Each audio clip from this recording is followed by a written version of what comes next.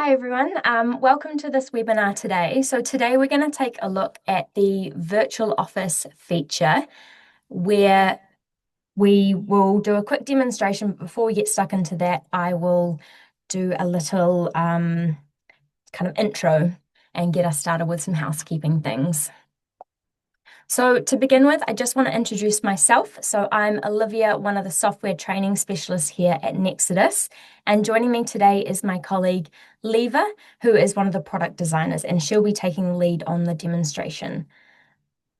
So before we get into the demo, I just want to do a quick housekeeping. So the webinar will be about 25 to 30 minutes long, and you can ask questions throughout this webinar in the Q&A section on Zoom. Your mics are muted, so please do submit any questions you may have in that Q&A section. And as always, our webinars are recorded, and we will put the recording on our knowledge base, which is help.nexudus.com, and also on our YouTube channel, which is youtube.com/Nexudus. So with the housekeeping out of the way, let's jump straight into it.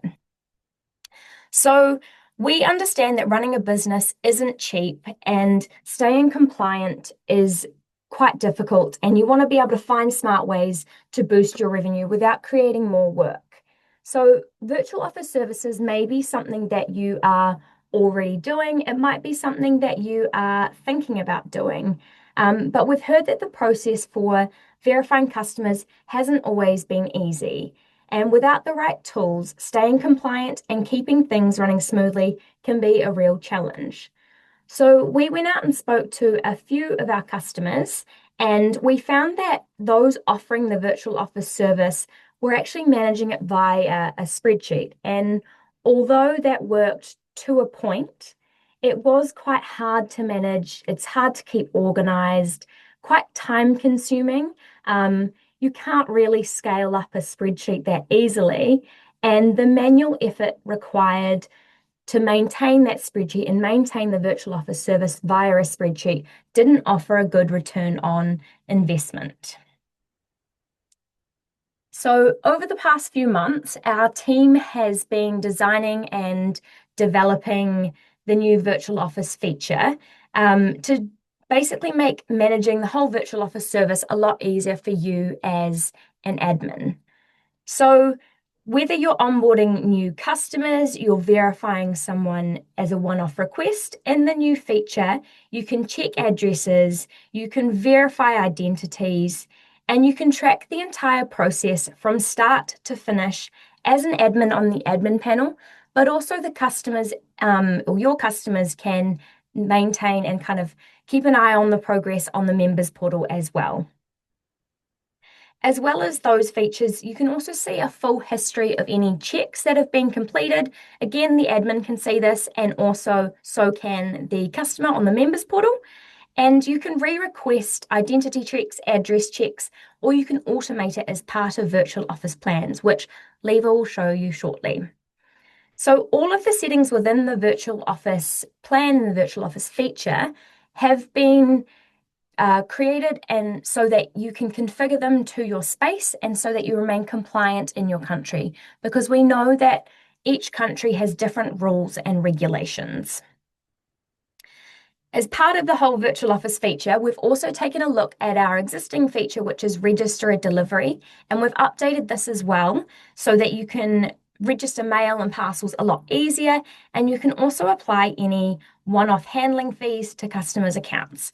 Again, this is something that Leva will show you shortly. So before I hand over to Leva, I just want to quickly share a poll with you guys, and if you just go ahead and answer them whilst Leva gets started on the demonstration.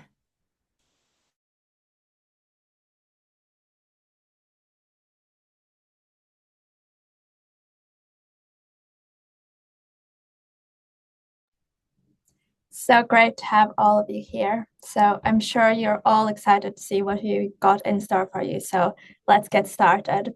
So first things first, how do you subscribe to this new virtual office add-on? So if you go to your settings, your Nexudus subscriptions, and you will see add-on subscriptions. And here you can purchase the virtual office add-on. So a note here that you will only be charged from your subscription when you've got any active contracts in your next billing cycle.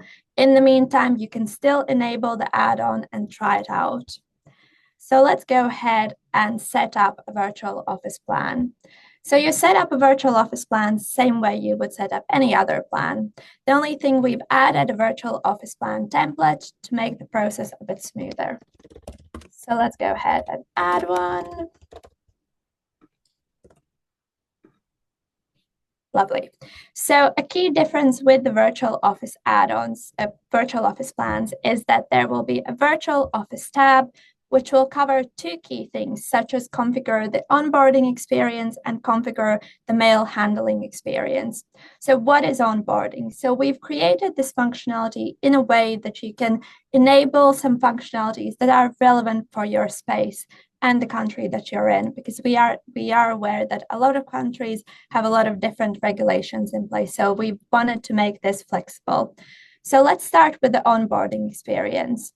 So as a part of onboarding, you can require your customers to carry out proof of address checks and proof of identity checks.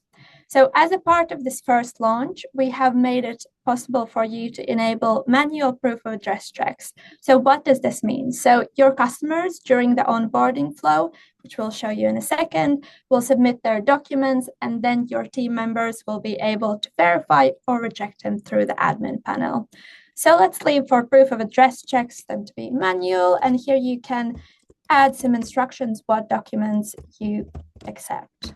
So let's say we accept utility bill for proof of address.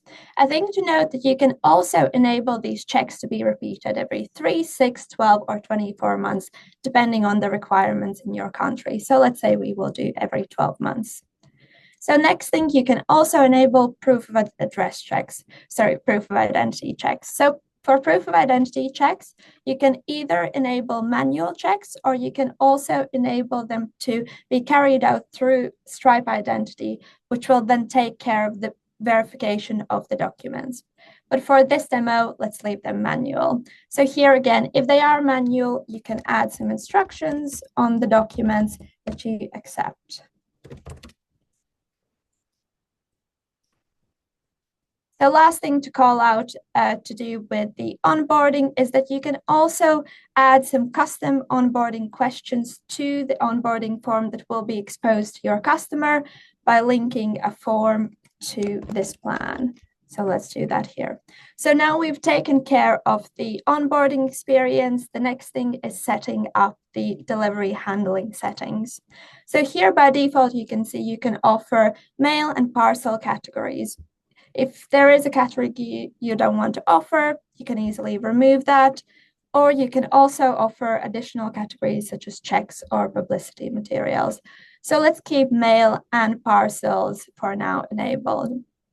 So in terms of the delivery handling options, here we have a few defaults like store for collection and forwarding, or alternatively, you can also enable some other ones which are relevant to your space. And again, if let's say you didn't want to offer forwarding, for some example, you can easily remove that.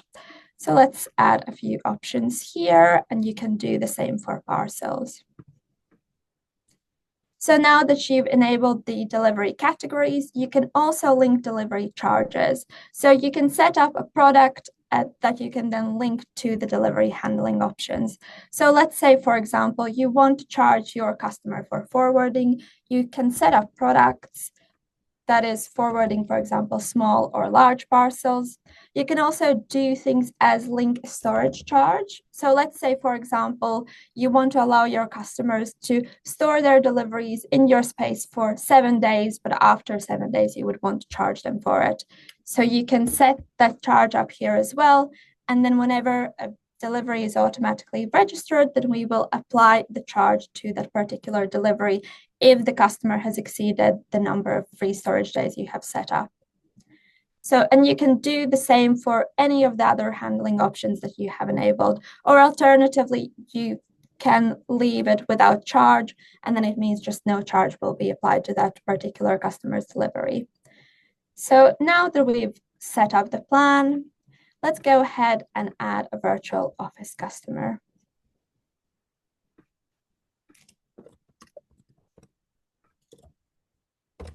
So you're adding the customer same way as you would add a customer normally, and let's just link them to the virtual office plan.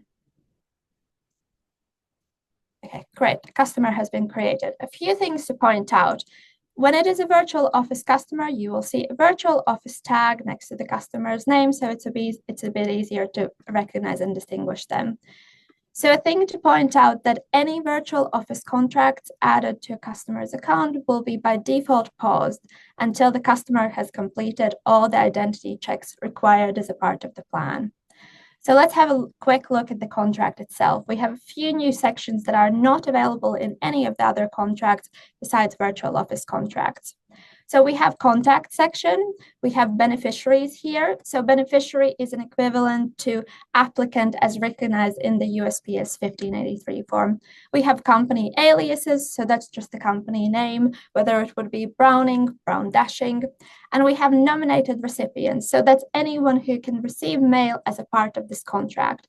I think to note that recipients won't have an account specifically. It's more like an address book for the operators to easily recognize which deliveries belong to this particular contract. We have identity checks, where you will see any identity checks submitted as a part of this contract, which I'll show in a second how that looks like when a customer has uploaded their identity check. And the last thing to note here, you can also set up your customers' handling preferences, and they will also be able to do that through their own account, which I'm going to show right now. So without further ado, let's go and have a look how this experience looks like from the customer side of things. So when a contract is added to a customer's account, then the customer will receive an email confirming that they have purchased a new plan, and they will also be asked to complete their onboarding checks. So once they log into members portal, they will be prompted to complete their onboarding. So let's go ahead and do that. So this is the default questionnaire that we've implemented as a part of onboarding.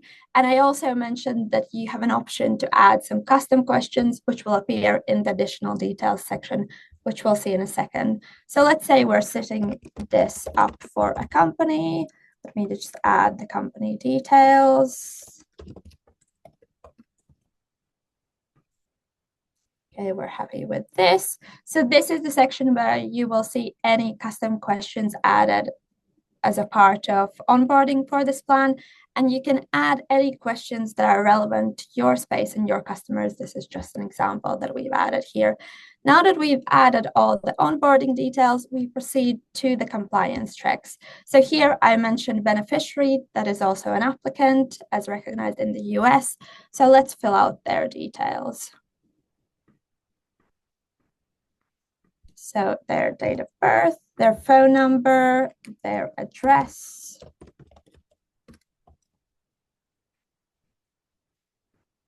Let's say for this particular contract, we have only one beneficiary.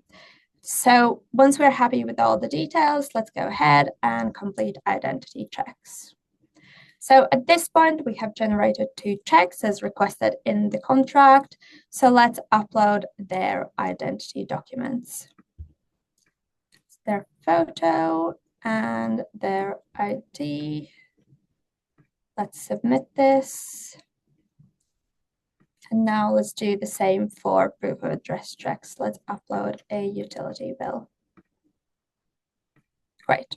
So at that point, the customer has uploaded all of their details. So let's go and have a look how that looks like from the operator side of things. So let's reopen the contract, and we will see the customer has submitted their identity documents. So here we have their address details on the left and their document on the right that you can then compare. So let's say this is all good to go. And then we can also do the same for proof of identity check. So we have their details on the left and their submitted documents and photography on the right. So let's verify this one as well. Okay, perfect. So at this point, once the identity checks have been verified, you can see that the contract is unpaused and it's active.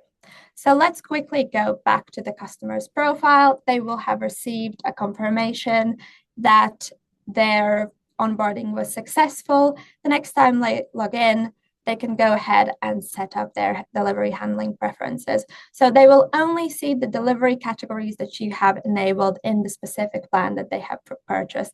Let's say for mail, they want it to be open, scan, and forwarded. And for parcels, they want them to be stored for collection. Here, they can also add any delivery instructions they would want your team to know, and then they will appear as your team members are registering a delivery.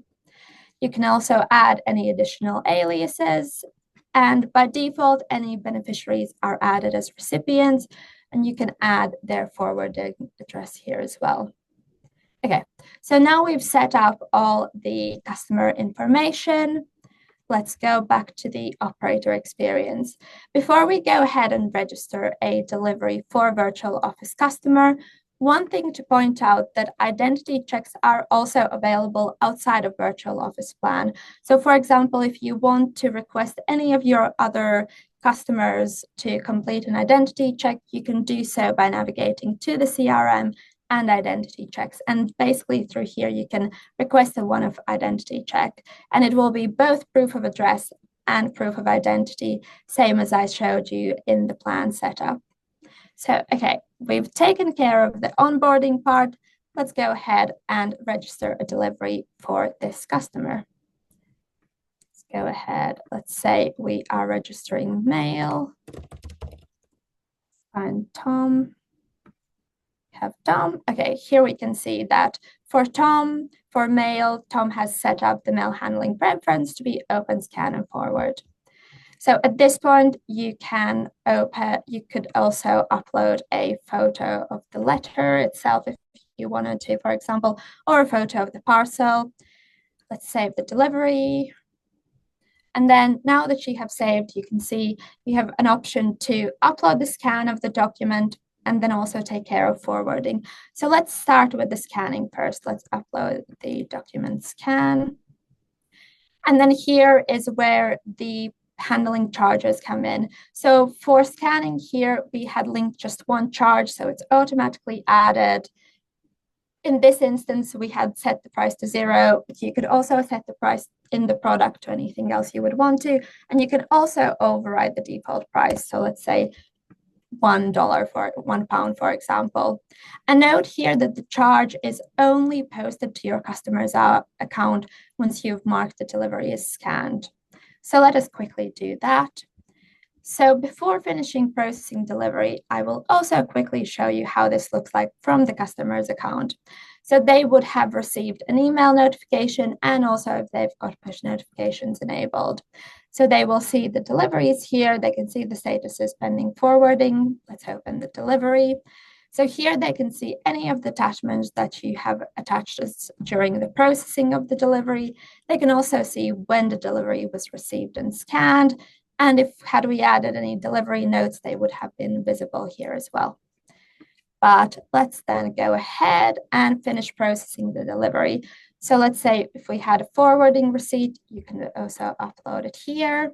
So in this example, we had linked 2 charges to the handling option. So you can select between forwarding small, forwarding large. But again, you can set up these forwarding charges as whatever is relevant to your space. So let's say the unit price is $10. And again, once we mark it as forwarded, the charge is posted to the customer's account, and then it will be added automatically in their next invoice. Otherwise, you can also create a one-off invoice for this particular charge. So before we wrap up, this kind of handles from customer experience, from the onboarding side of things to registering a delivery. We also wanted to mention that we are working on the redesign of the Next Delivery app, which will be coming very soon, where we are also incorporating some additional functionality to support virtual office mail management. And now I'll hand off back to Olivia. Thank you. Thank you, Leva. So I'm just going to quickly share the results of the poll questions that we popped up before Leva's demonstration. As you can see, a number of you are already offering virtual office services where a few of you aren't, And also some of you have already played around with this new feature and already have it set up in your network, which is great to see. And then some of you have only played around with it just a little bit and some haven't at all, which is perfectly fine. And we hope that the demonstration Lever has provided today kind of gives you a little bit more confidence and you know how to use this feature now. So as I said before, we will jump into the Q&A section, but I just got to quickly wrap it up before. So Lever has just shown us that you can seamlessly offer this virtual office service without needing to expand your space. You just really need to get this set up in your space so then you can start registering your customers and you can maintain any virtual office contracts alongside any of your other normal Nexudus contracts, which is ideal. And you can easily complete any of your due diligence during the onboarding process because, as Lever mentioned, the plans remain paused until the customer passes the relevant checks. So, for example, if you've enabled identity, the customers must pass those identity checks before they kind of get the plan benefits and before the plan unlocks. And this whole feature has been designed to reduce the burden or the manual administrative burden for you and your colleagues. So Lever kind of hinted at this just before, but this is the first iteration of this feature. So we are hoping to make some enhancements in the near future. But in saying that, we do want your feedback. So if you have any feedback on what should be included, is there any way we can improve this feature further, please do reach out to our support team and they will then pass it on to us and we can see what we can do with that feedback. So as promised, let's jump into the Q&A section now. So a few questions have been submitted through the Q&A section. So thank you in advance. And if you have any questions, do feel free to keep submitting them there and we will try cover them now. So Lever, I've got the first question I've got for you is, will there be an integration like Stripe Identity coming that we can use to automate address checks? Yes, great question. So our product and development teams are looking into this right now, and we are looking into some integrations that only not support automated proof of address checks, but also provide some more advanced KYC or know your customer checks, such as company checks, checks on the individuals. So yes, definitely it's coming soon. Keep an eye out on it. And if you've got any questions, as Olivia mentioned, reach out to our support team. Thank you. So the next question we've got is, we are based in the US. Are there any enhancements coming to help us with the USPS 1583 form? So as some of our US customers on the call would probably know that the US Postal Service is working on an API integration to help streamline the 1583 form management. However, they don't yet have a timeline for this. So in the interim, our team is currently working on some improvements that will allow you to download a pre-populated 1583 form from the members portal and the admin panel. And if you've got kind of any additional details, needs, feel free to reach out to us. So the next question we've got is, we offer virtual office services using the default plans. Is there a migration process in place to switch to the new virtual office plan? Yes, again, same as for the previous question, our team is currently working on a new migration process that will allow both our existing customers that already offer virtual office plans to migrate to the new plan, as well as any new customers that already offer virtual office services to import their virtual office customers in the system. So that will be coming very soon as well. So keep an eye out on the updates. We've got another question here is there an ETA on the new next delivery? Which quarter perhaps? Great question. So our team is working on this very hard, but in terms of closer deadlines, just reach out to our support team and they'll be happy to help you with that. And then we've got time for one or two more questions. So the next one is, can you customize the delivery handling preference? For example, hold for pickup only. So at the moment, all the delivery handling preferences have been defined in our data system. So you can't set up your own. However, if you feel like something there is missing, reach out to our support team and we will be happy to look into that for you. And then another question is, how many customers can we add to the office? I'm assuming it's to the virtual mailbox plan. So Yeah, I think basically, so. you can have one contract per, it's a contract per customer. In terms of you can add as many recipients in theory if you wanted to. You could define some limits in the plan itself. I would probably need a bit more detail, so feel free to drop a message to our support team, then I can give you a bit more details when I have a bit more context. So we've got time for one more question, and it is, do the instructions apply to all incoming mail pieces, or can the customer choose what they want scanned, stored, or shredded to each individual piece of mail? Awesome question. So the customer can set up their default handling preference. So that's what you saw in the demo earlier. But before the delivery is processed, they can also update the preference for that particular delivery. So, for example, if normally they want their parcels to be forwarded, but this particular parcel they want it to be stored for collection, they can do that before the processing starts. Awesome. So that is all we have time for. Thank you all for your questions. As I said at the beginning, a recording of this webinar will be available on our knowledge base, which is help.nexudus.com. If you want to learn more about the virtual office feature, do feel free to jump onto our Nexudus Academy, and there's a course on the virtual offices.